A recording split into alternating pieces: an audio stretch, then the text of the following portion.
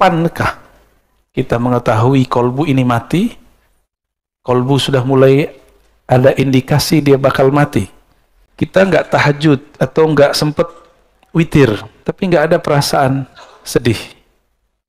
Bukan putus asa, sedih. Ya. Berarti kolbunya ada indikasi mati. Kolbu susah untuk mundur. Barangkali kita kurang mencahayai kolbu dengan nama Allah Al-Latif. Maka saya menyarankan diri saya sendiri dan antum semua baca nama Allah Ya Latif. Imamuna Abdul Hasan Asy-Syadzili menganjurkan baca Ya Latif, ya. Ya Latif. Itu 129. Baru ada efeknya. Ya Latif, Ya Latif, Ya Latif. Wahai yang maha lembut. Wahai yang maha halus. Mata dipejam, dipanggil Allah dengan hati. Dan rasakan kolbu kita akan lama-lama lembut, lembut, lembut, lembut. Ya. Nanti antum akan gampang minta maaf.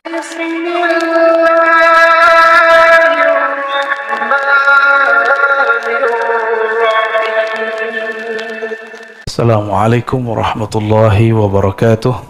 Alhamdulillah rabbil alamin. Wassalatu wassalamu ala sayyidil awwalin, sayyidil akhirin, sayyidina Muhammad wa ala alihi wa ashabihi wa li baitihi wa zurriyatihi ajma'in.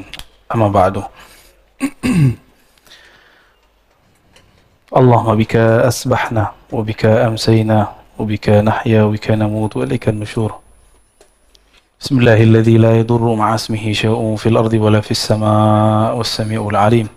Bismillahilladzi la yadurru ma'a ismihi syai'un fil ardi wala fis samaa'i was-sami'ul 'alim. Bismillahilladzi la yadurru ma'a ismihi syai'un fil ardi wala fis samaa'i was-sami'ul 'alim. Na'udzu bikalimatillahi at-tammati min syarri ma khalaq. Na'udzu bikalimatillahi at-tammati min syarri ma khalaq. Na'udzu bikalimatillahi at-tammati min syarri ma khalaq. اللهم نسألك خير هذا اليوم خير فيه خير بعده ونعوذ بك من شر هذا اليوم شر ما فيه شر بعده إنك أنت علام الغيوب آمين رب العالمين. Bapak Ibu saudara sahabat bukan Allah, insyaallah kita masuk ke kajian hikam.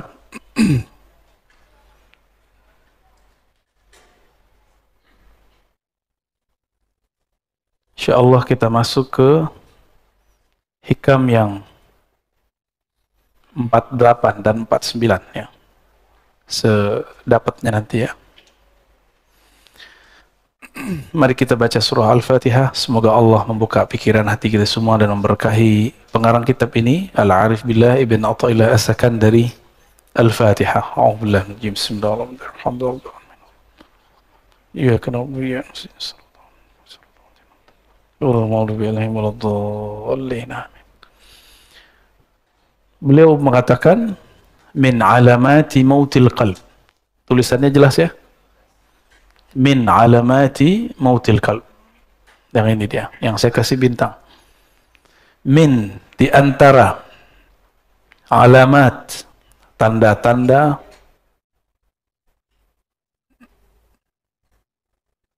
alamat, ini artinya tanda-tanda ya. Jadi udah jadi bahasa Indonesia. Kalau dalam bahasa Indonesia alamat tempat, alamat ini nih. Nah, jadi ada dua makna dalam bahasa kita. Alamat dari kata alam. Alam artinya tanda, ya.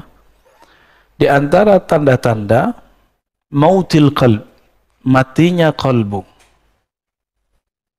Jadi kalau kita ditanya kapankah kita mengetahui kolbu ini mati?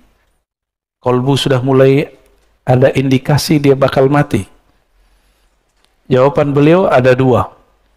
Yang pertama, adamul huzni. Tidak ada huzn. Masih ingat nama kitab La Tahzan? Nih, huzn. Kata bendanya huzn. Tidak ada rasa sedih ala ma fataka minal muwafaqat. Terhadap taat yang engkau luput mengerjakannya. Alama fataka, terhadap yang telah luput darimu minal muwafaqat, daripada ketaatan ya. Muwafaqat artinya ketaatan. Kita nggak tahajud atau nggak sempet witir, tapi nggak ada perasaan sedih. bukan putus asa, sedih. Ya. Berarti kolbunya ada indikasi mati. Mati separuh lah, ya, mati seperempat lah. Ini mulai hati-hati. Apalagi yang disebut muwafaqat, tahajud itu taatnya badan. Taat nafsiyah namanya. Muwafaqat, ya. Ada yang di badan, ada yang di akal.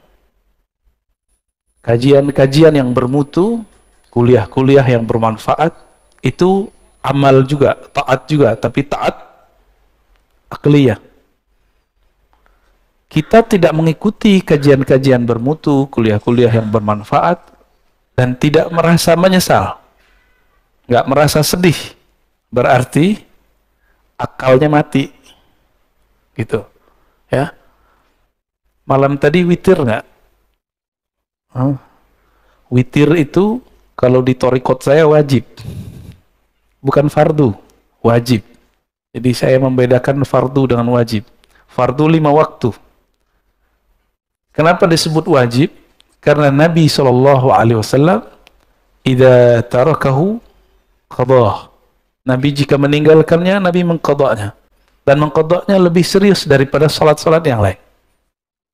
Kalau salat yang lain itu masih ada opsi-opsi dari beliau. Dan wajib ini juga bisa diartikan sesuatu yang didisiplinkan. Jadi Nabi mengqada amal-amal sunnah yang sudah dibiasakan. Zikir pagi petang, ketinggalan sama kita, diqada enggak? Nah, zikir pagi petang ini sebenarnya ada tipsnya kalau kita lagi sibuk. Zikir pagi petang itu yang inti adalah subhanallah, alhamdulillah, la ilaha illallah, Allahu akbar, la haula wala quwata illa billah, salawat 100. Semuanya 100.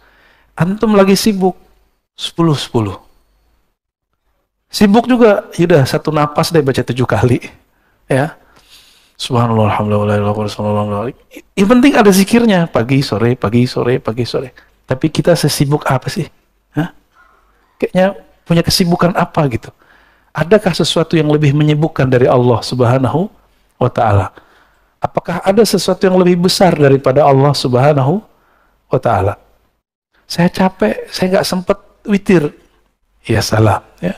Bisa capek-capek untuk dunia, tapi tidak mau berlelah payah untuk akhirat.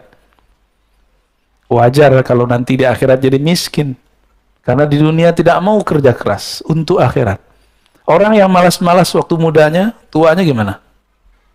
Ya kismin. Susah nanti, menyusahkan orang dia nanti.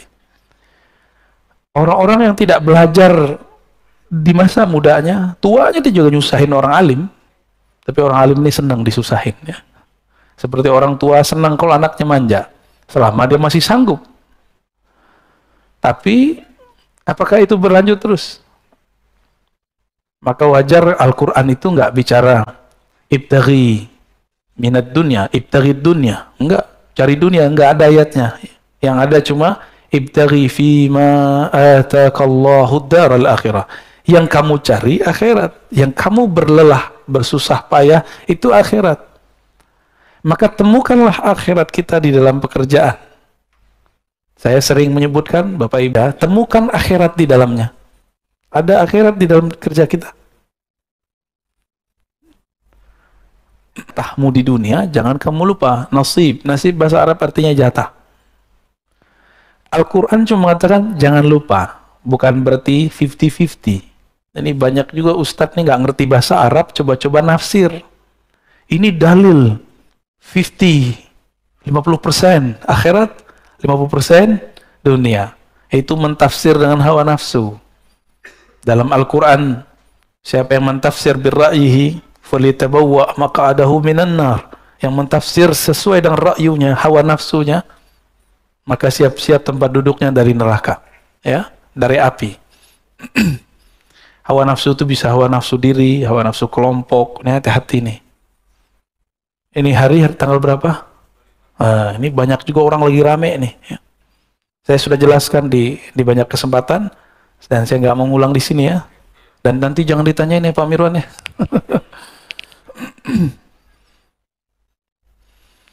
Dan yang kedua, tadi yang pertama, ini dia. Yang kedua, tarkun nadam. Tidak ada meninggalkan nadam. An-nadam artinya penyesalan. Ala ma fa'altahu min wujudiz zallat. Terhadap yang engkau lakukan dari zallat. Seperti zallat, ketergelinciran dalam dosa. Ada perasaan nyesel nggak dengan masa lalu? Kalau ada, berarti kolbunya masih sehat. Ya, semua kita punya masa lalu. Gak usah disebut-sebut ke orang, gak usah diceritain ke siapa saja. Cukup kisahkan itu kepada Allah. Yani ketika Nabi SAW mengatakan an-nadamu taubah, menyesal itu tobat. Jadi ruh dari tobat itu ada penyesalan. Ini bedanya dengan istighfar. Istighfar itu cuma minta dihapus. Tapi kalau taubah ada rasa menyesal. Jadi kayak kolbu kita remuk gitu rasanya. Kalau ingat, kolbu yang keras langsung menjadi pecah. Air mata pun bisa mengalir. Air bulu roma pun berdiri kalau ingat. Oleh karena itu, dalam latihan zikir kami, biasanya sebelum zikir kita cek kolbu itu pakai taubat. Jadi ntar diajak yang hadir zikir itu, ayo kita istighfar. Jika kolbunya tersentuh oleh istighfar, berarti kolbunya masih sehat. Kalau enggak, berarti ada masalah. Istighfar ini juga harus spesifik. Jangan doa doang yang spesifik. Ini kan beberapa ustadz mengajarkan jamaah doa yang spesifik. Oke, sebelum kamu doa yang spesifik, istighfar juga spesifik. Jadi sebutkan kepada Allah, ya Allah, saya punya dosa ini. Dalam hati kita ngomong. Nah, itu yang disebut ngaku, menyesal. Ya. Dan saya yakin yang hadir, termasuk saya yang berbicara ini, tidak ada yang dijamin dari maksiat. Dulu, sekarang, nanti. Kita nggak tahu ya. Oleh karena itu, buang-buang jauh rasa diri ini suci. Berarti kalau begini, orang-orang yang merasa sok suci, itu kolbunya mati. Walaupun zahirnya taat. Orang yang merasa sok suci. Siapa lagi? Orang yang merasa paling benar. Orang yang merasa paling benar tidak akan pernah menyesali perbuatannya. Benar nggak? Nah, ini sisi lain. Kalau tadi dosa zahir, sekarang dosa intelektual, dosa spiritual. Salah satu dosa spiritual, indikator kolbunya mati, dia tidak pernah menyesali pemikirannya. Tidak pernah insaf. Tidak pernah mundur, merevisi kata-katanya. Seorang Rasulullah masih merevisi kata-katanya, apalagi cuma seorang ustadz. Apalagi seorang pimpinan. Rumah tangga kah? Suami istri, kita harus membuang ego itu. Jangan sok perfeksionis mengatakan, saya kalau begini ya begini. Itu namanya keras hati, bukan pendirian. Kalau jelas salah, katakan salah. Oh, berarti saya salah. Kok kolbu susah untuk mundur? Barangkali kita kurang mencahayai kolbu dengan nama Allah Al-Latif. Maka saya menyarankan diri saya sendiri dan antum semua, baca nama Allah Ya Latif. Imamuna Abdul Hasan Asy-Syadzili menganjurkan baca Ya Latif, ya. Ya Latif. Itu 129. Baru ada efeknya. Ya Latif, Ya Latif, Ya Latif. Wahai yang maha lembut. Wahai yang maha halus. Mata dipejam, dipanggil Allah dengan hati.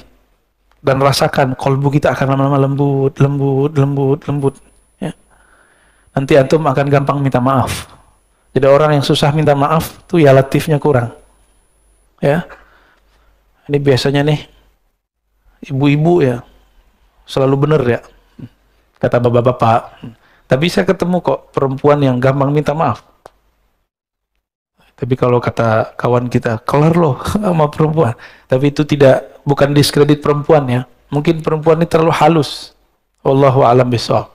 Nah, tapi Allah yang lebih halus, yang maha halus, pun menyebut dirinya afuwun, ghafurun, ghafarun. Ghafurun, ghafarun. Allah menyebut dirinya afu, maha pemaaf. Kenapa kita nggak pemaaf? Saya heran ada tokoh agama ngomong kalau kita disakiti, kita balas lebih jahat lagi. Kalau ada orang berbuat baik, kita balas lebih baik. Itu setan ngomong begitu. Separuh benar, separuh salah. Kalau ada orang menyakiti, tidak balas menyakiti, itu baru waliullah. Ya, kita dihujat nggak balas menghujat, ente wali. Wali Allah kan la yakhafuna laumata laim. Dia tidak takut cacian orang yang mencaci. Karena dia sibuk kolbunya dengan Allah. Mau orang caci maki, mau orang puji, kolbunya sibuk dengan Allah Subhanahu wa ta'ala. Ketika ada orang memujinya, dia memulangkannya kepada Allah. Jika ada orang mengkritiknya, mencacinya, maka dia pulangkan ke dirinya. Oh, mungkin aku yang buruk ya Allah. Mungkin ini teguran darimu. Maka seorang kekasih Allah, jikapun dia dicaci, dia dimaki, dia dikata-katain, dia tidak lihat antum yang ngata-ngatain. Yang dia lihat, mungkin ini teguran dari Allah Subhanahu wa ta'ala. Atau mungkin ini ujian. Saya emosi atau tidak? Ya. Gimana? Antum dicaci maki? Emosi ya, panas ya? Biasa aja lah ya. Rasulullah SAW itu makhluk yang paling banyak dicaci. Benar. Oh, di Quran lengkap, majnun, asatirul awwalin, dolla, macam-macam. Nabi itu gila. Adakah cacian yang lebih tinggi dari gila? Gak ada, itu paling tinggi udah. Agak rendah dikit, asatir awwalin, suka mendongeng. Rasulullah ini suka membawa kisah-kisah masa lalu. Bahkan itu menjadi perintah di Quran. Waqsusil qasasa. Bagi mereka ini dianggap sebagai dongeng. Dongeng apa lagi nih, gitu ya. Terus kalimat berikut, la ya'zum az-zanbu 'indaka 'azmatan tasudduka an husnil dhanni billah. Nah, ini beliau lagi ngasih harapannya. La ya'zum az-zamb. Tidaklah dosa itu jadi besar. 'azmatan, benar-benar besar, tasudduka an husniz dhanni billah. Jika engkau menghadapkannya dengan husnuz dzan kepada Allah Subhanahu wa ta'ala. Fa inna man 'arafa rabbahu istasghara fi janbi karamihi zanbah. Orang-orang yang kenal Allah, maka di sisi Allah dosanya jadi kecil. Ini ilustrasinya gini. Kalau kita punya cucu, punya anak, punya saudara, punya teman, nyenggol di jalan, atau jatuhin gelas di rumah, dia tamu kita, tamu teman lama, atau anak sendiri, jatuh gelas, digampar nggak? Minta ganti nggak? Anak sendiri, atau teman dekat, tamu. Tapi kalau bapak lagi masuk ke resto, ibu lagi masuk ke resto, mecahin gelas, ganti nggak? Karena nggak kenal. Transaksinya, saya beli, ya saya bayar, saya jual, gitu. Nggak kenal. Coba kalau kenal, digratisin nggak? Gratisin. Beberapa kali kita makan di mana, digratisin. Pos mau bayar, udah ada yang bayarin pak. Ternyata sohibnya. Ternyata sohibnya di samping kita nggak kenal, tapi dia kenal sama teman-teman saya, nggak jadi bayar, enak, tapi jadi nggak enakan, mau datang lagi, wah nggak bayar nih. Jika kita kenal seseorang, dia berbuat salah, kita maafkan. Jika kita hubungannya, kita penjual, dia pembeli, kita gratiskan. Kalau antum kenal Allah, sorga Allah nggak jual, Allah kasih. Tapi orang yang tidak kenal Allah, dia memikirkan, dia membayangkan bahwa dia sedang beli surga. Ya, antum mau beli surga dengan salat subuh tadi yang nggak khusyuk itu, ya, dengan zikir-zikir yang kacau balau itu, dengan tahajud yang tidak disiplin, mau beli surga, yakin? Dengan sedekah yang terbesit, ingin ditambahkan 70 kali 700, sholawat pengen beli mobil, Yang kayak gitu mau beli surga. Ngaca dulu kita ya. Kita ini selalu berpikir kepada Allah itu transaksional. Betul, Allah itu kadang-kadang berbicara kepada hamba dengan cara transaksi. Hal adullukum ala tijaratin tunjikum min adzabin alim. Tapi ini bukan tijarah bisnis antara makhluk dengan makhluk. Ini kita dengan Khalik. Maka kata tijarah di situ jangan diartikan bisnis. Jangan diartikan transaksi. Saya beli surgamu ya Allah dengan sholat. Ngaca dulu. Kita bisa tahajud karena Allah yang membangunkan. Benar nggak? Benar? Atau antum bangun sendiri? Cobain aja alarm 10 kali. Kalau Allah bilang nggak bangun, nggak bangun. Benar? Beberapa kali kita begitu. Nabi SAW sendiri pun tidak memiliki dirinya. Ketika beliau katakan kepada Bilal, "Hai Bilal, tolong jaga." Bilal mengatakan, "Siap." Karena ini lagi di luar, lagi habis perang. Lupa mengatakan insya Allah. Tertidurlah Nabi dan para sahabat. Bilal tertidur ketika bersandar dengan tongkatnya. Nah, itu Rasulullah. Rasulullah aja nggak bisa ngelawan. Nah, ini juga bukan menghibur antum yang tiap hari telat bangun ya. Jangan salah paham. Enak amat. Ini kata kunci. Man arafa rabbahu. Siapa yang kenal Allah, maka istasghara, menjadi kecil di sisi karamih. Ada kata kuncinya, karam. Kemuliaan, kemurahannya. Karena Allah ini pemurah, Allah ini kaya. Maka kesalahan kita dianggap tidak salah. Tapi kenal dulu. Ada orang gak percaya kalau kita ingat Allah, Allah ingat kita. Kalau kita salawat ke Nabi, Nabi kenal kita. Ada yang nggak percaya, Pak? Ya, aliran macam apa itu? Kolbunya sejahil apa itu? Nabi mengatakan, "Man shalla alayya sallallahu alaihi asyara marrat." Yang salawat kepadaku sekali, Allah bersalawat kepadanya 10 kali. Orang yang mengucapkan salam kepada Nabi, Nabi mengatakan, "Raddallahu alayya ruhi." Allah kembalikan rohku. Fa'arudda hatta arudda alaihi salam. Lalu aku membalas salamnya. Berarti Nabi kenal nggak? Nabi kenal. Dalam hadis yang sahih riwayat Imam Bukhari, ya, bahwa Nabi SAW mengatakan, "Inna a'mal ummati uridat alayya." Atau uridat alayya a'mal ummati. Amal umatku ditunjukkan kepadaku. Nabi kenal sama kita.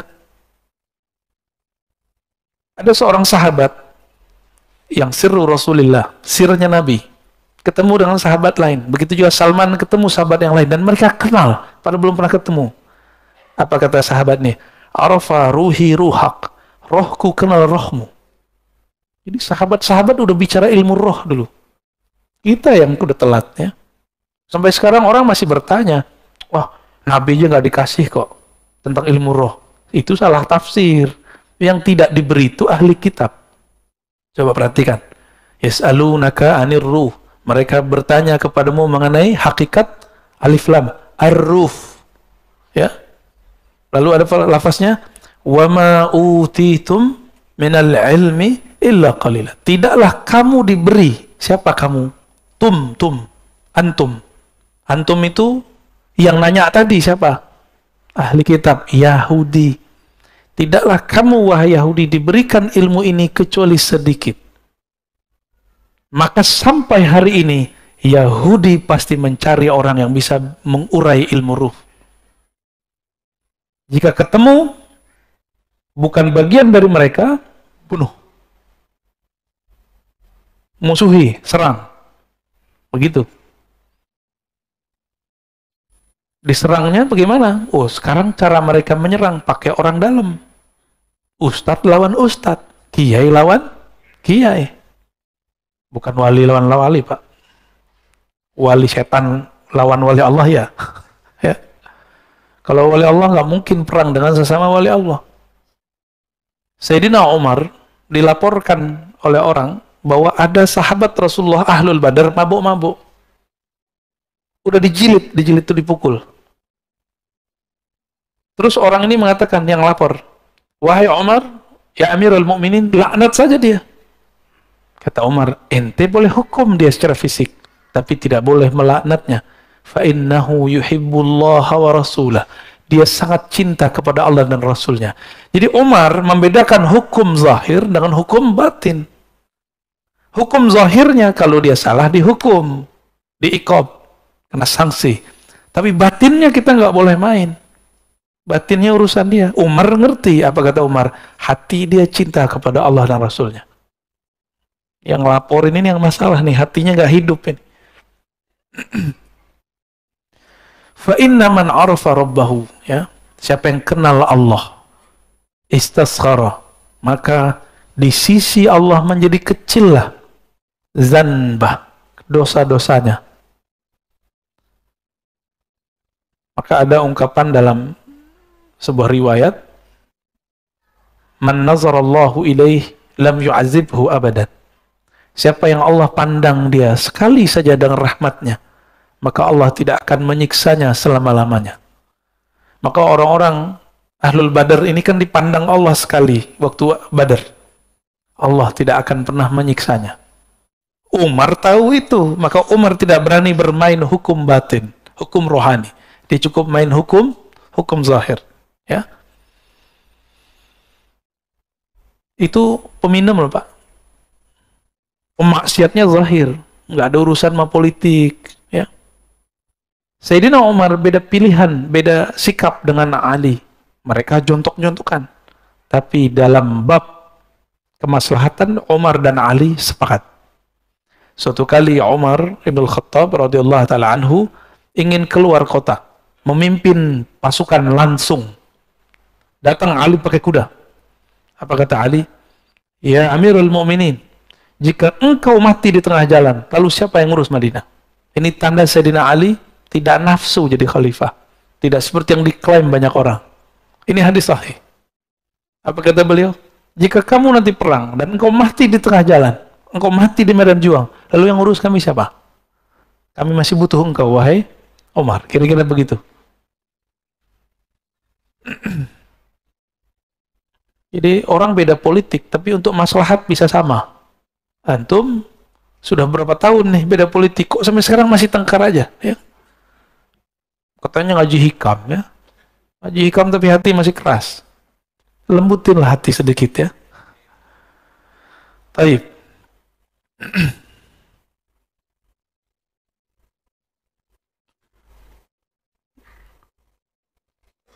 Nomor 50, ya.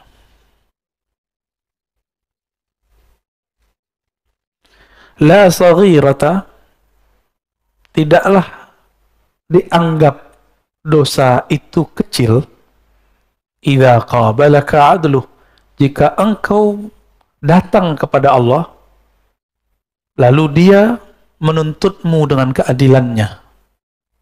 Jadi jangan pernah minta keadilan Allah. Ini kayaknya ada yang minta keadilan Allah, ya. Ada yang berani minta keadilan Allah?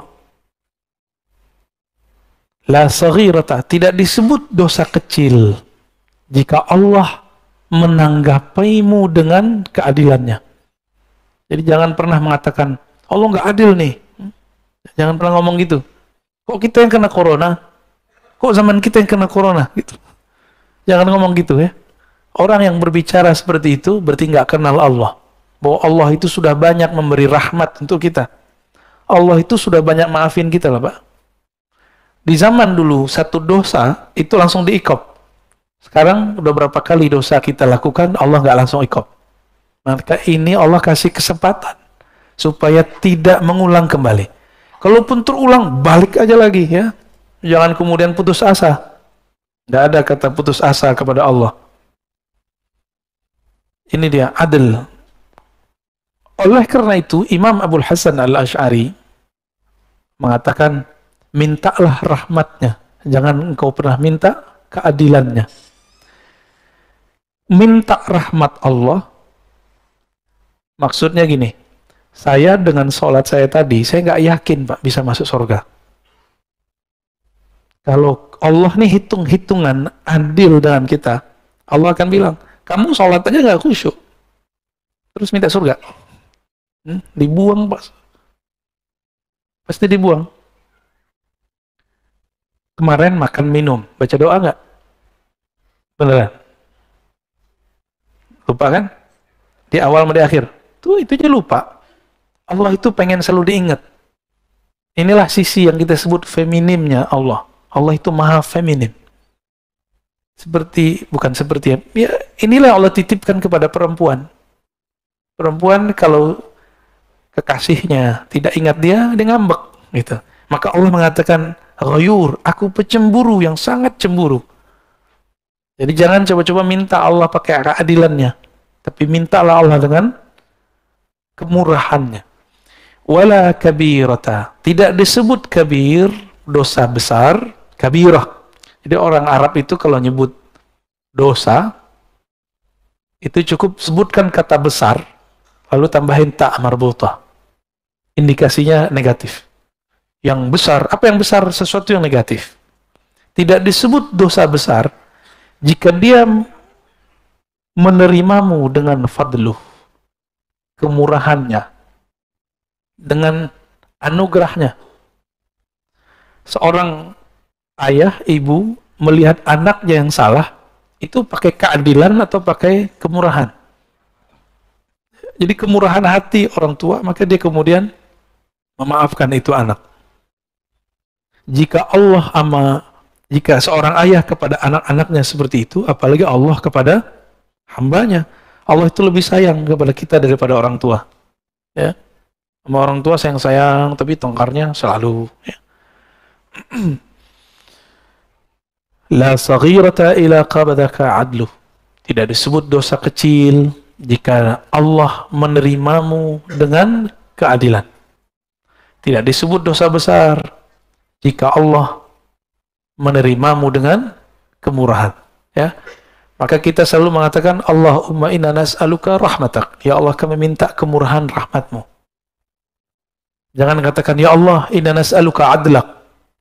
Kalau Allah mau mengasih keadilan, maka semua manusia berhak disiksa, kecuali para nabi. Hanya para nabi lah yang betul-betul adil. Dan para wali. Tapi para aulia pun mengatakan, kami ini pendosa. Nabi pun mengatakan, kami ini pendosa. Seorang nabi mengatakan, tidaklah masuk surga seseorang kamu kecuali dengan rahmatnya, bukan dengan keadilannya. Kalau dengan keadilan, ditimbang dulu amalnya. Nah, ini rahasia sebenarnya. Kalau Allah ingin memasukkan seseorang dalam surga dengan keadilannya, maka Allah akan menimbang dengan detail, dengan rigid. Tapi kalau Allah sudah ingin memasukkan seseorang ke dalam surga, maka orang itu ditimbang, dihisap, tidak rigid. Ini yang disebut dalam hadis. Wa yuhasabu, dalam Quran juga ada, wa yuhasabu hisaban yasira. Maka Nabi sampai di ayat itu berdoa, Allahumma hasibna hisaban yasira. Dan di akhirat, si hamba dihisap dengan hisap yang yasir, yang ringan, yang mudah. Jadi kalau kita, biasanya nih orang-orang lembaga-lembaga yang diakreditasi, petugas akreditasi datang, kalau udah kenalan, teman sesama kuliah nih, jadi rektor gitu ya, atau jadi direktur, gimana? Jadilah tahu sama tahu aja deh, aku tinggal beres, siapin borangnya, udah kita pulang. Langsung dikasih nilai A+, karena sudah kenal. Jadi makanya orang yang memberi akreditasi ini nggak boleh satu, harus lebih dari satu, supaya ketika dia kenal, dia memberikan kemurahannya tanpa objektif, harus ada juga yang galak-galak dikit gitu. Ya. Beruntunglah kalau punya lembaga, lalu yang melakukan akreditasinya kenal. Ada juga yang lucu, ada seorang kepala sekolah, dia udah ketakutan, akreditasinya belum benar. Tahu tim akrediturnya dulu adalah siswa dia yang sekarang sudah jadi doktor. Ya, cium tangan ketemu, ya beres. Ya, nggak ada masalah Pak. Langsung nilainya A. Kenapa? Cukuplah saya bukti bahwa sekolah ini bagus, kata anaknya. Wallahu a'lam bissawab.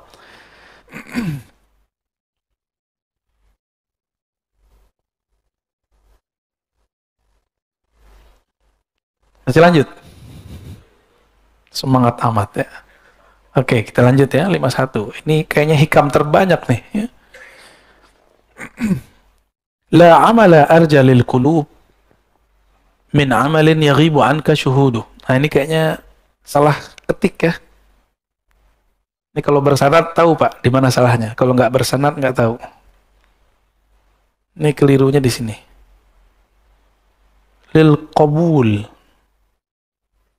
Ini bahasa Arabnya lil qabul. Kebalik sama dia ya. Tidak adalah amalan yang diharapkan untuk lebih diterima. Qabul. Qabul bahasa Arab. Para masyaikh, para habaib kalau penutupan pengajian, penutupan doa, qabul gitu ya. Gabul. Kalau habaib hadrami ngomongnya gabul. Kalau kiai-kiai yang fasih bahasa Arab, qabul. Qabul diterima. Nggak tahu entah cocok logi entah apa, nasinya namanya kebuli. Ya. Sepertinya cocok logi yang cocok ya.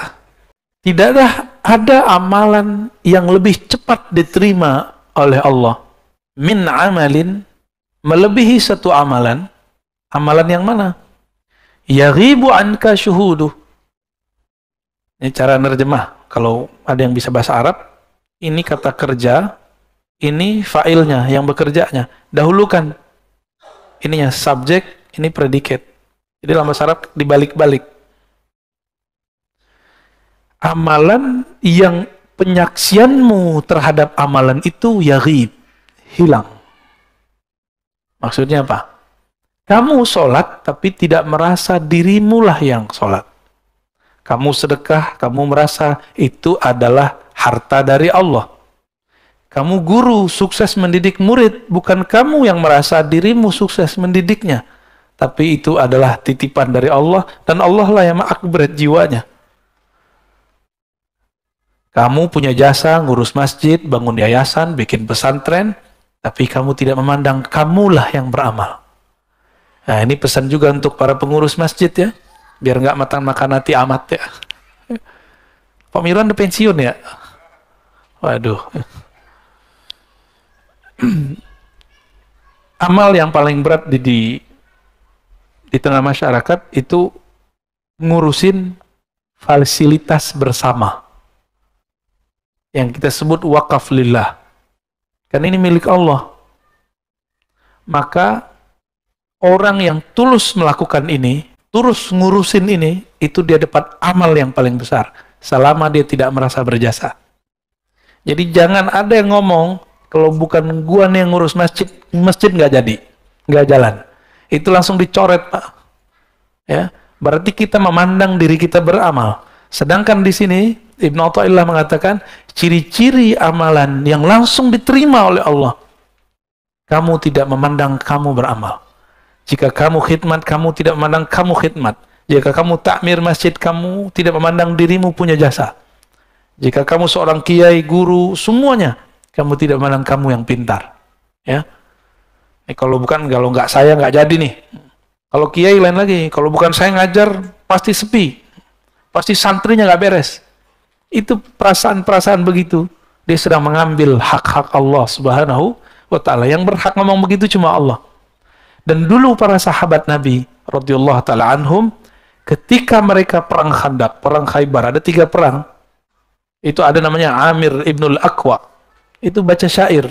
Begitu juga Abdullah bin Rawaha. Apa syairnya sama? Laulaka anta ma sallaina mahtadaina.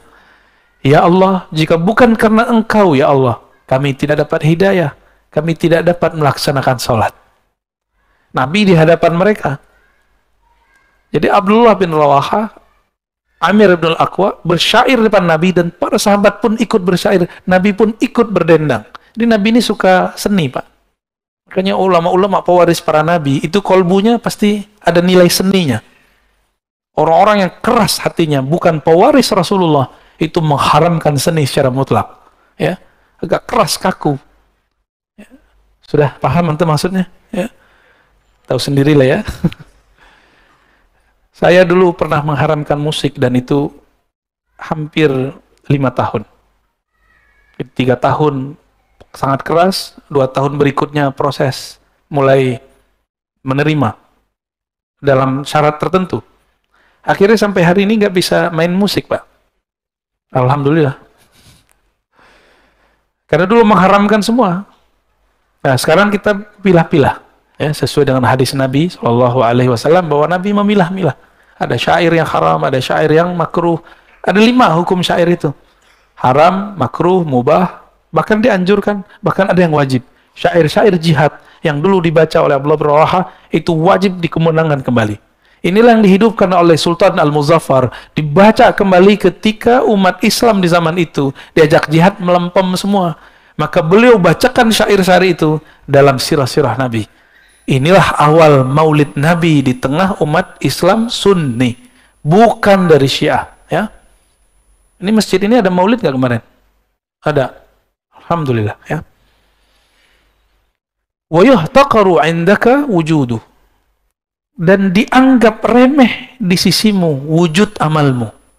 Nah, ini ciri-ciri orang yang amalnya diterima 2 aja. Dia tidak memandang beramal dan memandang jasa-jasanya kecil. 2 aja. Nah, kita masuk yang mana? Ya. Saya kaget di beberapa masjid itu pengurus-pengurus lama itu ngomong, Ustadz, naik tuh alisnya ya. Kalau bukan karena saya, ini masjid tidak jadi. Ya salah. Ini masjid Allah. Ente nggak ada juga Allah jadiin ya. Cuma nggak mungkin saya ngomong begitu sama dia kan. Ya tersinggung dia. Sebenarnya saat itu saya tersinggung. Ini ciri-ciri amal yang qabul ya. Qabul, amal yang diterima. Jangan dibaca kubul ya. Terhilang wawunya. Kubul tempat keluar berak tuh. Ya. Nauzubillah, jangan salah baca ya. Inilah yang disebut dalam ilmu ma'rifatullah fana fillah. Ya, orang sering nyebut fillah, bener gak? Gaya kayak ngerti aja ya. Sering nyebut begini gak? Fillah, lillah, billah. Kalau nggak ngerti gue jangan bacalah, malu kita. Ya, lillah aja gampang. Fillah jangan sebut. Fillah ini berat. Fillah itu dalilnya wa man jahada fina lanahdiyannahum subulana. Siapa yang mujahadah fina di dalam kami, itu maksudnya apa tuh? Dalam cinta kepada kami, menghilangkan dirinya dalam diri kami, menghilangkan sama basarnya dalam sama basar kami, menghilangkan amalnya dalam amal kami, perbuatannya dalam perbuatan kami. Allah masih nyebut kami loh di situ. Lanahdiyannahum subulana. Kami baru tunjukkan jalan-jalan, banyak jalan bukan satu, menuju kami. Ya, kalau syariat jalannya satu, tapi kalau jalan rohani, kalau sudah dibuka jalannya banyak. Itu sebabnya banyak thariqat. Kalau mazhab cuma 4 mazhab, syariatnya sama, cuma pemahaman yang beda. Tapi thariqah bisa banyak. Thariqah sufi, thariqah para aulia. Karena dalil tadi, lanahdiyannahum subulana. Ini pakai lam taukid dan nun taukid. Sungguh benar-benar kami akan tunjukkan jalan-jalan kami. Jadi banyak jalan menuju Allah. Siapa yang dia mendapatkan itu? Orang yang lebur, tidak memandang amalnya. Kita menyebutnya fana fillah. Fana, tenggelam, karam dalam Allah. Orang kalau sudah benar cintanya, egonya habis. Ini suami istri, mohon maaf ya yang sudah menikah. Antum belum benar-benar mencintai kekasih kalau masih merasa berjasa. Kalau masih butuh kata-kata terima kasih. Walaupun sehari-hari kita harus begitu. Kalau masih belum percaya dengan pasangan kita keluar, mulai ada kekhawatiran. Ntar dia digoda ini, ntar dia ngelirik ini. Berarti kita nggak ada percaya sama dia. Betul, jangan percaya sama pasangan. Percayalah dengan Tuhan dia. Maka kalau pasangan kita keluar, kita katakan, ya Allah, aku titipkan pasanganku kepadamu. Aku titipkan anak-anakku kepadamu. Aku titipkan, begitu. Guru dengan murid sama. Guru capek kalau semua urusan murid diurus sama dia. Urusan dunia, akhiratnya, lelah. Maka seorang guru nggak boleh juga jumawa, ya, nggak boleh juga merasa sok berjasa. Dia cukup katakan, ya Allah, hanya Engkau yang urus mereka. Bapak ini kan banyak pengalaman rohaninya, juga banyak bebal rohaninya, ya. Itu kalau satu-satu saya harus dengerin curhatnya, telinga saya hilang sebelah kali Pak, ya. Nggak mungkin. Maka Bapak curhatlah kepada Allah. Saya pun mendoakan semoga kita diterima oleh Allah Subhanahu wa Ta'ala. Udah syuruk Pak. Jadi ciri-ciri amal diterima apa? Jadi ilmu tasawuf, ilmu mengetahui amal diterima apa enggak. Nanti antum coba lihat. Barusan subuh merasa soleh nggak? Merasa dapat pahala dunia dan seisinya nggak dengan sholat sunat tadi? Aneh nggak yakin. Orang takbir aja nggak jelas, takbir aja ngantuk-ngantuk, ya. Baru ingatnya pas assalamualaikum, baru ngeh gitu. Jadi gerakan itu cuma karena sudah biasa. Jadi kayak orang silat, kalau sudah mulai takbir ngikutin aja. Begitu kita tidak kuat menahan gejolak pikiran itu kemana-mana, tanda bahwa kita ini tidak bisa menguasai diri sendiri. Terus antum menguasai orang lain, ya.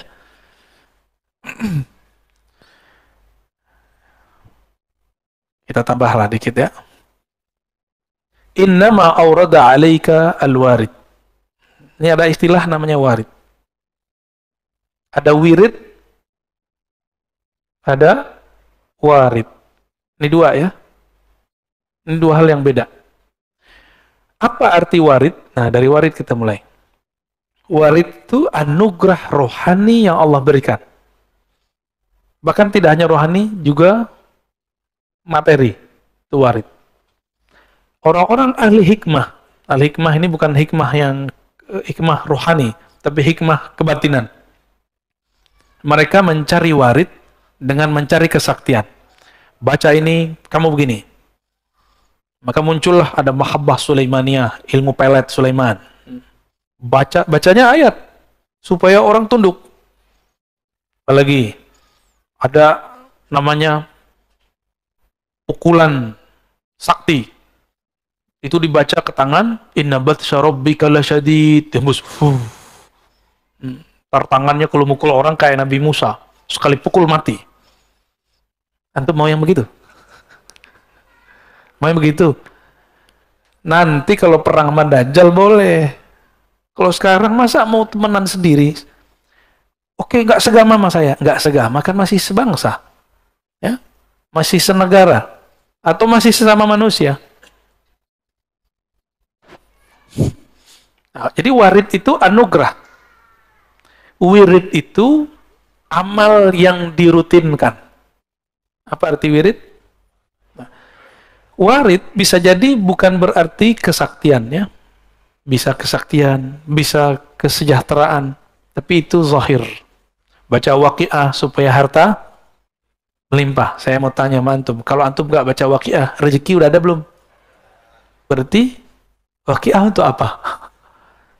Maka sekarang hikmahnya jangan hikmah rendahan. Hikmah itu ada dua. Hikmat al-batiniyah, ya, ad-daniyah. Hikmah kebatinan yang rendah. Ada hikmah al-batiniyatul ulya, al-a'la. Hikmah yang tinggi. Apa hikmah yang tinggi?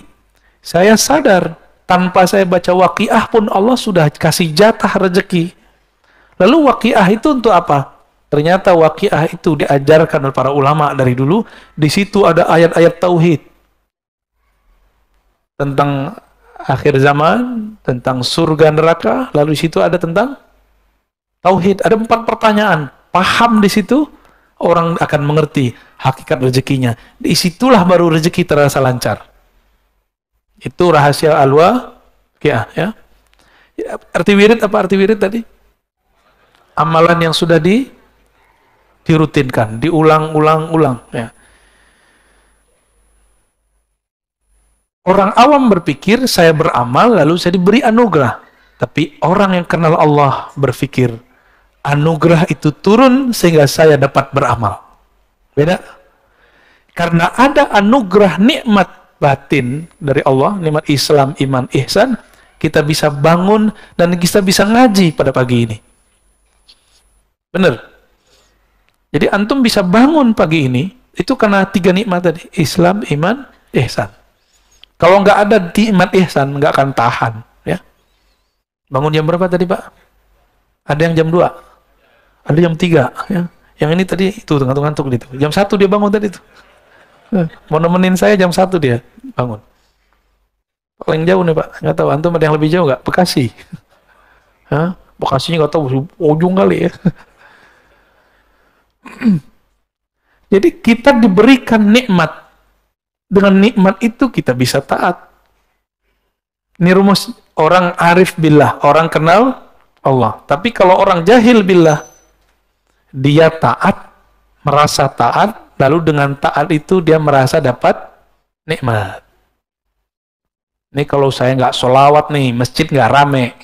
Ada yang ngomong gitu nggak? Hah? Ini pesantren kalau saya nggak baca Quran nih, nggak ada cahayanya. Cahaya itu turun dahulu ke dalam hatimu, baru kamu bisa baca Quran. Jangan dibalik. Karena nur itu jatuh ke dalam kolbumu, barulah kamu bisa bangun di pagi ini. Baru bisa kemudian mendengarkan taklim. Kira-kira seperti itu ya. Jadi jangan GR. Nah, maka dikatakan di sini, innama aurada alaikal warid. Allah memberikan warid litakuna bihi alaihi waridan, supaya kamu dengannya warid itu, dengan anugerah itu, alaihi terhadapnya waridan, datang. Ini waridan di sini artinya datang. Warid yang pertama artinya anugerah. Tuh beda, satu jumlah, satu kalimat, lafaznya sama, artinya beda. Kalau nggak bersanad nggak bisa paham. Inilah nikmat bersanad. Kita bisa memahami sesuatu tanpa perlu keliru ya. Jadi warid yang pertama anugerah rohani. Warid yang kedua kamu datang kepada Allah SWT. Nah, tadi saya mengatakan apa? Karena nur itu turun kepada kita, kita bisa sholat tahajud. Bukan karena kita tahajud kita dapat nur, gitu ya. Nur apa yang ada di kolbu? Ternyata disebutkan di dalam surat At-Taghabun. Siapa yang percaya kepadanya, Mamay yu'min billah, percaya aja sama Allah, Allah akan bimbing kolbunya. Bimbingan kalau nggak pakai cahaya nggak bisa, ya. Allah kasih nur. Coba Bapak Ibu, kalau nggak ada cahaya bisa lihat nggak? Nah, cahaya batin itulah anugerah hidayah dari Allah Subhanahu wa Ta'ala. Inilah nikmat yang mesti kita syukuri. Ini terakhir ya.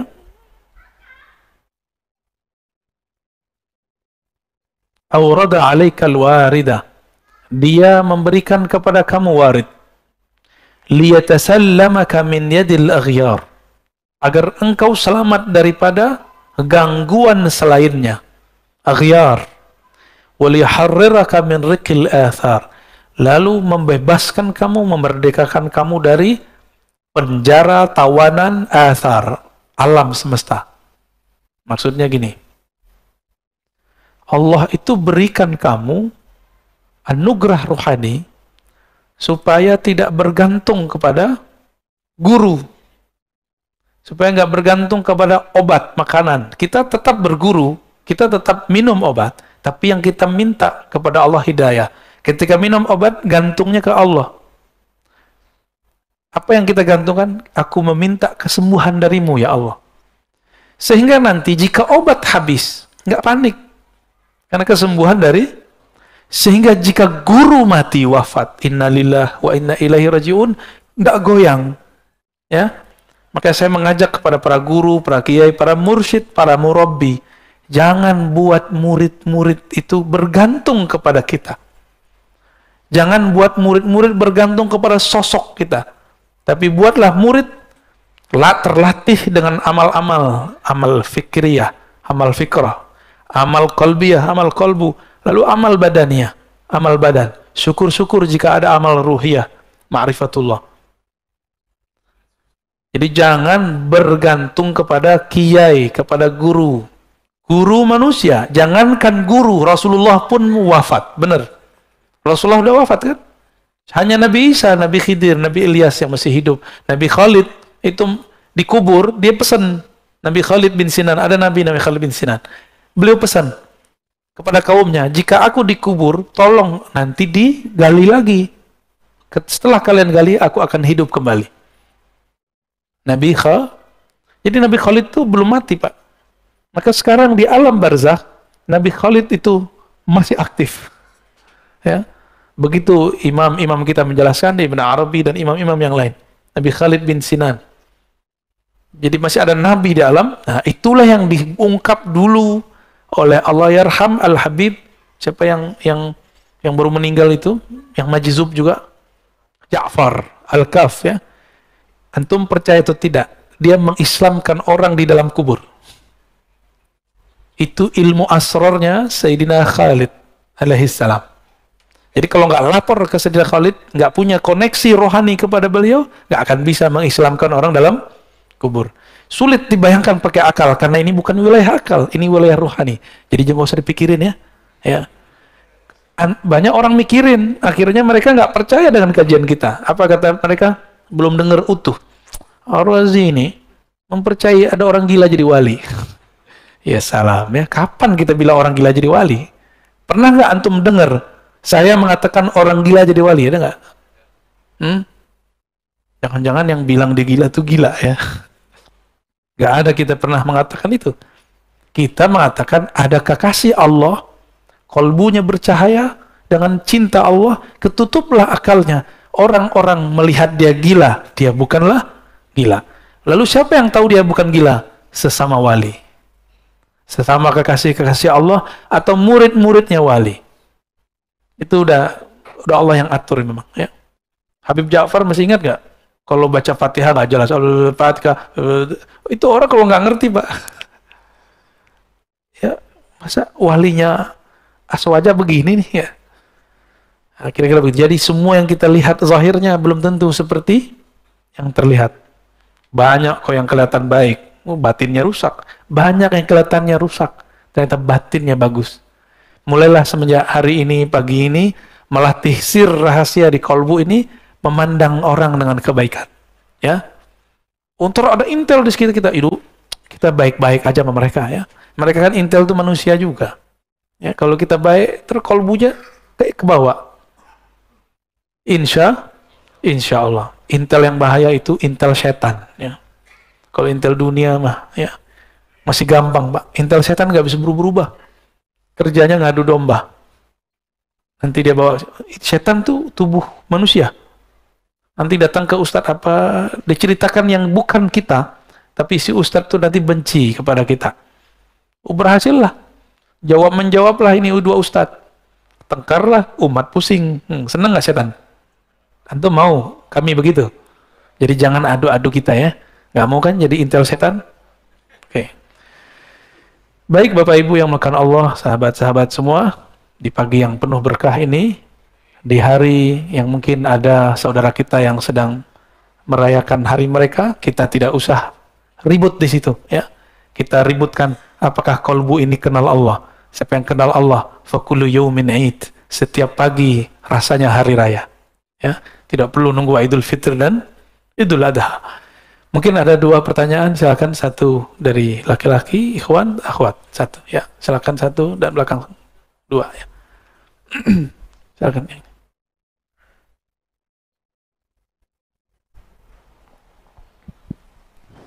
Bismillahirrahmanirrahim. Assalamualaikum warahmatullahi wabarakatuh. Assalamualaikum. Ini yang terakhir tadi menarik sekali, Ustaz, bahwa mengislamkan seseorang di dalam kubur. Sementara kita tahu bahwa seseorang yang telah meninggal itu putus, kecuali ada tiga. Adalah amal yang mengalir, kemudian anak yang mendoakan, kemudian ilmu. Kemudian bagaimana caranya kita bisa mengislamkan seseorang di dalam kubur? Baik, Bapak masih pakai pikiran, Pak, pakai akal. Ya, ini ranahnya sudah ranah spiritual. Yang mati itu jasad. Jasad Bapak kalau mati, mati sudah. Tapi Bapak tunggu nanti. Kalau jasad ini mati, ruh Bapak masih hidup. Dan itu bisa koneksi sama saya, bisa koneksi sama orang. Kalau orangnya dia wali Allah, Bapak datang ke dia, dia ngerti. Datang nih yang nanya dulu nih. Karena ruh mengenal ruh, kolbu mengenal kolbu, akal mengenal akal. Contoh gampang gini, Bapak pintar bahasa Inggris. Ada orang ngomong bahasa Inggris. Ini British nih. Ini Britishnya gaya-gayaan nih. Ini American nih. Ini gaya-gaya English jiran nih ya. Singapura. Kan unik-unik tuh ya. Ada juga ala Hong Kong kan. Ada yang Filipina juga. Wah, sama. Kami bahasa Arab juga sama. Orang kalau denger, ini Arab gontor nih. Dengar lagi. Wah, ini Arab Jawa nih ya. Alhamdulillah. Ada lagi orang Sumatera. Bismillahirrahmanirrahim. Rahman. Rohnya jadi ra semua, Pak. Wah, orang Sumatera nih ya. Tuh orangnya tuh. Kalau baca Assalamualaikum dengerin dia, Pak, lucu, Pak. Assalamualaikum warahmatullahi wabarakatuh. Kita jadi ngerti karena sering dengar. Orang-orang yang ahli rohani, mereka sudah terlatih rohaninya. Meskipun tubuh ini sudah hancur, dia masih hidup. Dan ahli-ahli rohani ini, sebelum meninggal, dia sudah meninggal duluan. Ini yang disebut mati sebelum. Makanya Sayyidina Umar diberi gelar oleh Nabi Muhaddatsun. Orang yang diajak Allah bicara. Jangankan cuma ruh, Allah aja bicara sama dia. Makanya ada 3 hukum dalam Al-Quran, itu lewat kalam Umar. Hukum jilbab salah satunya. Dulu istri Nabi nggak pakai jilbab. Nggak ada. Rambut terbuka. Karena dulu yang pakai hijab itu adalah ahli kitab. Walaupun sekarang gereja-gereja, sinagog udah nggak pakai hijab kecuali beberapa ortodoks, ya masih pakai hijab. Jadi kalau ada nih orang gereja, orang ortodoks menggunakan jilbab, bukan berarti mereka memalsukan agamanya supaya orang Betawi ikut mereka gitu, bukannya? Kan ada tuh gereja Betawi. Emang ada dalam ajaran mereka, Pak. Duluan mereka kali yang pakai jilbab, pakai hijab. Maka kita lihat ada istilahnya, Pak, suster gitu ya. Itu. Ahli rohani, jika mereka sudah terlatih, ya di sini ruhnya sudah bisa kemana-mana, Pak. Ya, Rasulullah. Gak usah Rasulullah lagi deh, Umar aja deh. Umar lagi khutbah, dia kirim panglima Syariah di Irak. 2 bulan perjalanan, suaranya kedengeran sampai ke sana. Karena si Syariah juga seorang wali, kata Umar, ya Syariah al-Jabal, wahai Syariah, naik ke gunung. Umar nggak pakai satelit, tapi dia tahu di belakang bukit ada musuh. Kalau si Syariah ini jalan biasa aja, pasti disergap. Maka naik. Ini adalah teknik saingannya Umar, namanya Khalid. Khalid bin Walid ini kan Umar 2. Umar kedua. Jadi kecerdasannya hampir sama. Khalid bin Walid untuk mengalahkan umat Islam waktu perang Uhud pakai teknik itu, naik ke atas. Maka Umar mengatakan, ya Syariah al-Jabal, kedengeran, Pak. Itu telinga ini mungkin nggak dengar. Orang di sudut sana, saya udah nggak dengar ngomong apa. Tapi Bapak berbersih di hati, sampai ke hati saya. Kalau hati saya benar. Ya, kalau hati saya benar, Pak. Kalau hatinya lagi galau, ya sama-sama gelap. Mengislamkan. Nah, ini kata mengislam di situ tidak boleh juga diartikan secara harfiah. Bisa berarti mendoakan. Jadi kalau saya dalam kacamata zahir sebagai santri hadis, saya mengartikan Habib Ja'far mendoakan. Contohnya gini, Nabi dengan Ibnu Abbas tiba-tiba berhenti di depan ada 2 kubur. Itu kubur kan non muslim, ahlu kitab itu. Satu suka gosip, satu buang air tanpa istinja. Nabi kemudian menancapkan 2 pelepah untuk meringankan. Nah, ini kata kunci. Jadi siksaan terhadap orang kafir pun bisa diringankan. Itu dalilnya, Pak. Kan nggak disebutkan di hadis itu kalau mereka muslim. Nggak disebutkan. Itu kalau versi saya ahli kitab. Berarti non muslim, bener nggak? Orang nggak percaya kepada Rasulullah SAW, Nabi kasih. Mungkin ada riwayat versi lain yang menyebutkan mereka muslim, tapi saya tidak yakin, ya. Nah, jadi maksudnya seperti itu, Pak. Kalau Bapak susah memikirkannya, kita kurangin maknanya dikit. Ya, itu namanya mazhab ta'wil. Silakan di belakang ada yang nanya. Bantu panitia. Akhwatnya.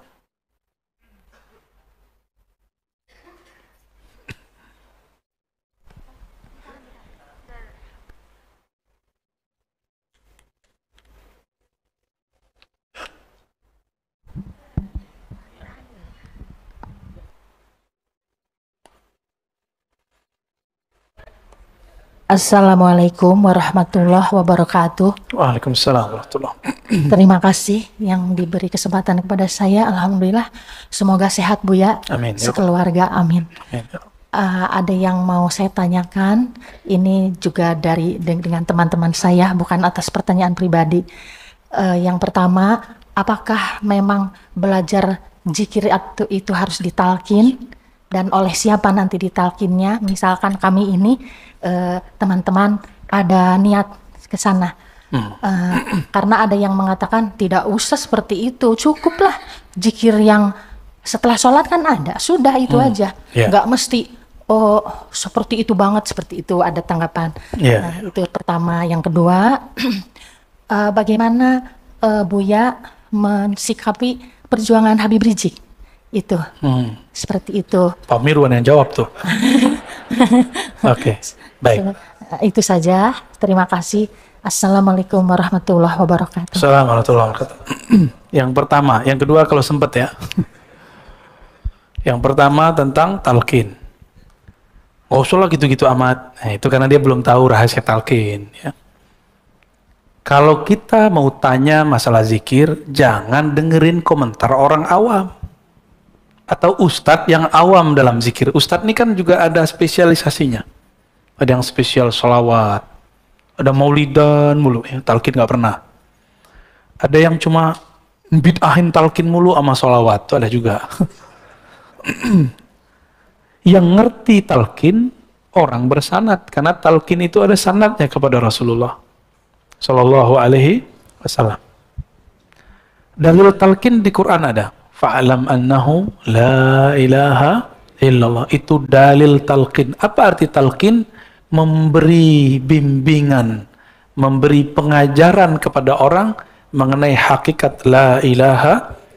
Talqin ini ada dua, talqin ilmu, talqin zikir. Quran ada namanya metode talqin. Benar. Jadi sebenarnya kita sudah dapat talqin Quran. Kalau nggak ditalkinkan Quran oleh guru, kita nggak akan bisa baca Quran. Jadi Bapak Ibu ini dari dulu bisa baca Quran karena ditalkinkan. Talqin itu beliau baca, kita ngikut. Abatasa, kita ulang. Abatasa, itu talqin baca Quran, talqin ilmu. Ya, atau nggak usah belajar ya. Yaudah di rumah aja, baca Iqra sendiri di rumah ya. Baca Quran sendiri di rumah. Nah, jadi orang-orang komentar begini, dia nggak ngerti apa yang sedang dia komentari.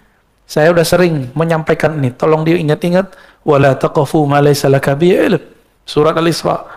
Jangan kamu komentar, jangan berpendirian terhadap hal-hal yang kamu tidak mengerti. Ilmu itu pengetahuannya sudah jelas. Ujung pangkalnya, dalilnya apa. Kalau tidak, katakan, oh saya nggak mengerti talqin apa. Gitu aja. Ya. Yang kedua, di dalam hadis, ada hadis Muslim, Nabi mengatakan, laqinu mautakum la ilaha illallah. Talqinkan mauta. Apa arti mauta? 3 maknanya. Orang yang akan mati, yang sedang mati, yang sudah mati. Yang ngomong Imam Ibnu Rif'ah. Diulang oleh Imam Nawawi, diulang oleh Imam Subki, diulang oleh imam-imam setelah mereka. 3 makna ya. Apa aja? Ini bakal mati nggak? Berarti wajib talqin. Yang kedua, sedang. Yang ketiga, ya, dalam riwayat Imam Ibnu Abi Syaibah, Nabi ditanya, bagaimana untuk orang hidup, wahai Rasulullah? Nabi mengatakan, lebih baik, lebih baik. Jadi mending kita dapat talqin masa-masa hidup daripada dapat talqin nanti waktu sakarat. Siapa tahu nggak bisa dengar. Udah pernah lihat orang sakarat belum? Dia nggak bisa dengar. Dia melihat tapi bukan kita. Dia ngelihat nggak tahu kemana ngelihat. Dia ngambil nafas tapi nafasnya sudah tersengal-sengal.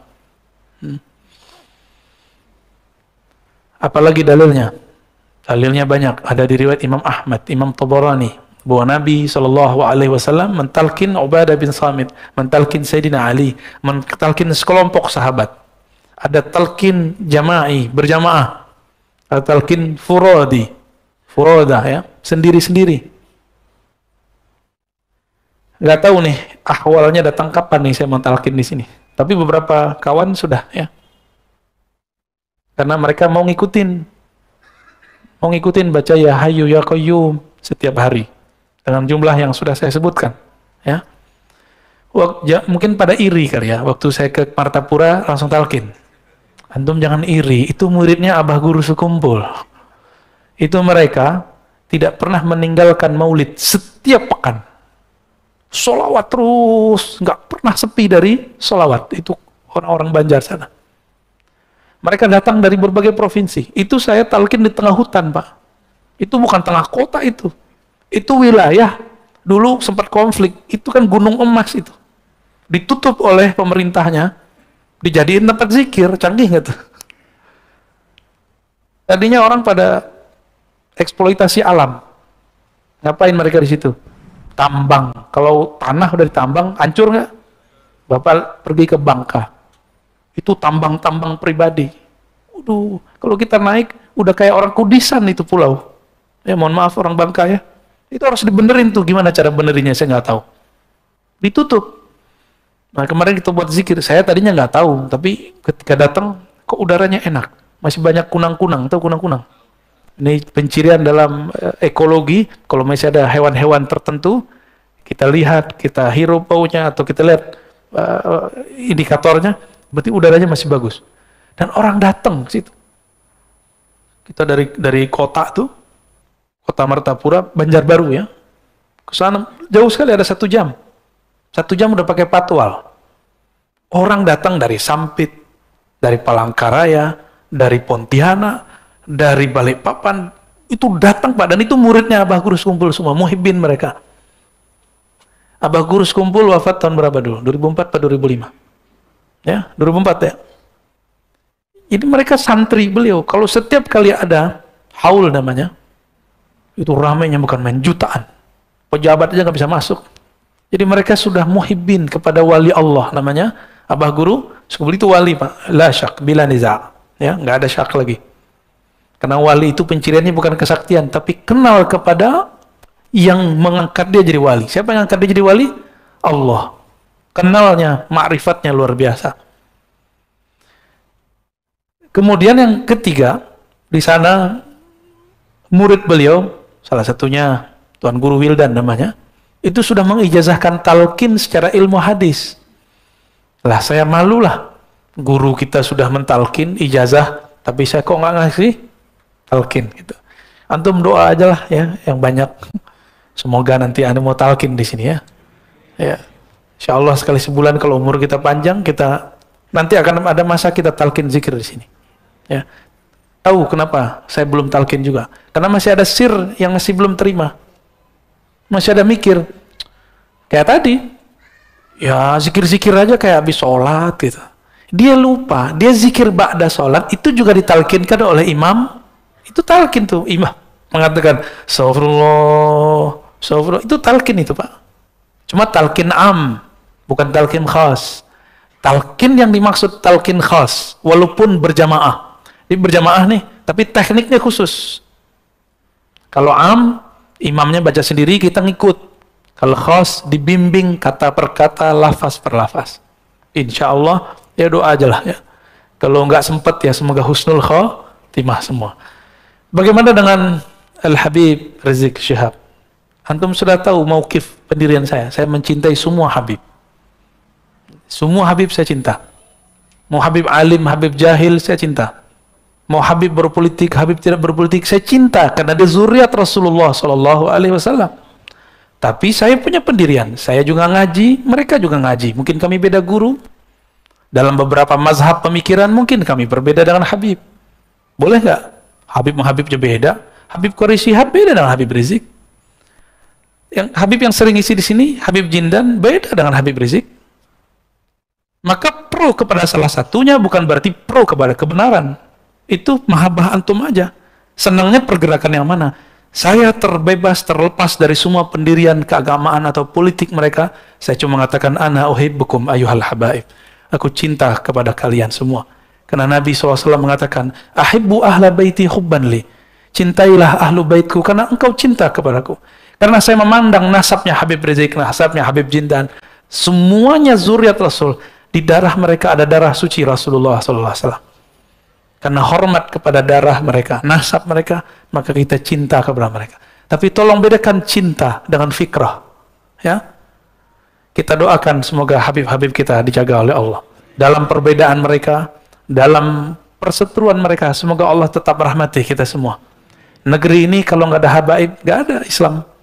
Itu Wali Songo, semuanya yang masih diperdebatkan ini Sunan Kalijaga. Apakah beliau zuriat atau tidak? Ya, semuanya zuriat Rasulullah Shallallahu Alaihi Wasallam. Paling ada Prof. Slamet Mulyana dulu klaim itu keturunan Cina. Kalaupun dia campuran, tapi nasab ayahnya zuriat Rasulullah. Sunan Gunung Jati, namanya apa? Asy-Syarif, pakai alif lam. Asy-Syarif Hidayatullah. Kenapa disebut Sunan Hidayat Jati? Ini Jati orang Cirebon. Jati, Jati, Zati. Sunan yang mabuk dalam ma'rifat zat Allah. Maka nama beliau Sunan Hidayat. Hidayat zat Allah. Itu maksudnya. Itu bukan cocok logi, Pak. Beliau nggak pernah nanam pohon jati, nggak ada.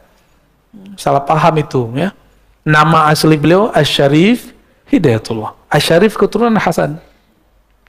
Ada Syekh Jumadil Kubra, ada Maulana Malik Ibrahim, ada Maulana Ibrahim As-Samarkandi. Itu Ibrahim aja ada dua. Di Tuban itu ada namanya Maulana Ibrahim As-Samarkandi. Hampir semua kiai-kiai tua di Jawa keturunan beliau. Makanya Gus itu tadi bukan Gus, Gus itu Sayyid aslinya. Raden itu artinya Sayyid. Dan ternyata Paku Buwono keberapa? Ke-9 keberapa? Itu masih zuriat. Dan di Solo juga ada perkawinan campuran antara sultan-sultan dengan ya mungkin istri-istrinya saya nggak tahu, karena ketemu wajah mereka, saya bilang ente Habib Sayyid, enggak, aneh keturunan Solo gitu, aneh keturunan ini segala macam. Ya, dan kita cinta mereka semua. Di Pontianak ada kesultanan, ya Al-Qadri, itu zuriat Rasulullah. Sampai ke Ambon, baik Ambon Selatan, Ambon yang sekarang ataupun Halmahera, itu zuriat Rasulullah Sallallahu Alaihi Wasallam. Itu mau kemana? Yang bikin kesultanan dulu di negeri ini, Kesultanan Banten, Sultan Hasanuddin, itu zuriat Syarif Hidayatullah. Ya, mau apa lagi? Semuanya masih zuriat. Jadi kalau kita ini kurang ajar sama mereka, takutnya Rasulullah murka sama kita. Dan yang paling berat, bahwa nasab Nabi ini adalah pencirian Imam Mahdi. Maka ciri-ciri pengikut Dajjal di akhir zaman ini tidak percaya Habib, bahwa mereka keturunan Rasulullah sallallahu alaihi wasallam, ya. Maka antum yang cinta dengan Habib Rizik, saya juga cinta Habib Rizik. Antum yang cinta Habib Jindan, saya juga cinta Habib Jindan. Apalagi guru-guru mereka, Al-Habib Omar, ya. Ada di Jawa Timur Habib Taufik. Tapi saya juga cinta dengan Habib Quraisy Shihab. Ya. Terus tiba-tiba orang kayak antum yang nggak kuliah S1, S2, S3 tafsir seperti beliau, berani mengomentari tafsirnya. Ngaca dulu. Yang paling lucu LC baru S1 berani komentarin profesor doktor. Pak Quraisy Shihab itu S1, S2, S3-nya tafsir. Penafsiran dia yang sekarang itu hasil dia ngaji di Al-Azhar. Jika berbeda, cukup katakan, oh saya kurang cenderung kepada tafsir Pak Quraisy, saya senangnya tafsir fulan, gak apa-apa. Tapi jangan menghujat, sok-sok pinter, ya. Nanti dihisap semua loh, hati-hati. Dulu saya begitu, Pak. Dulu saya termasuk yang menghina Quraisy Shihab. Saya dulu menghina beliau. Ternyata kualat. Disuruh jadi host, jadi MC waktu seminar. Di situ kita kenal beliau, Masya Allah, orangnya tawadhu sekali. Sangat-sangat tawadhu, ya. Negeri ini dibangun dulu beberapa persennya oleh zuriat Rasulullah SAW. Maka kalau sekarang mereka berbeda, ya karena memang dari dulu mereka berbeda. Kita doakan Habib Rizik, semoga Allah jaga dia. Semoga beliau segera keluar. Semoga nanti tambah adem, ya. Semoga nanti para Habib kita pergerakannya bertambah mesra. Amin ya Rabbal. Untuk para habaib, mari kita bacakan Al-Fatihah. A'udzubillahi bismillah. Iya, kenapa? Shiratal ladzina an'amta 'alaihim ghairil maghdubi 'alaihim waladdallin. Amin. Demikian Bapak Ibu, ya. Saya tidak berbicara politik, tapi di belakang politik aja. Semoga kajian ini diberkahi Allah, kita yang hadir, semuanya dipandang dengan ridhonya, dengan rahmatnya. Amin ya rabbal alamin. Mohon maaf atas salah dan kurangnya. Allahumma salli ala nabiyyina Muhammad, subhanakallahumma wa bihamdika, asyhadu an la ilaha illa anta, astaghfiruka wa atubu ilaik. Assalamualaikum warahmatullahi wabarakatuh.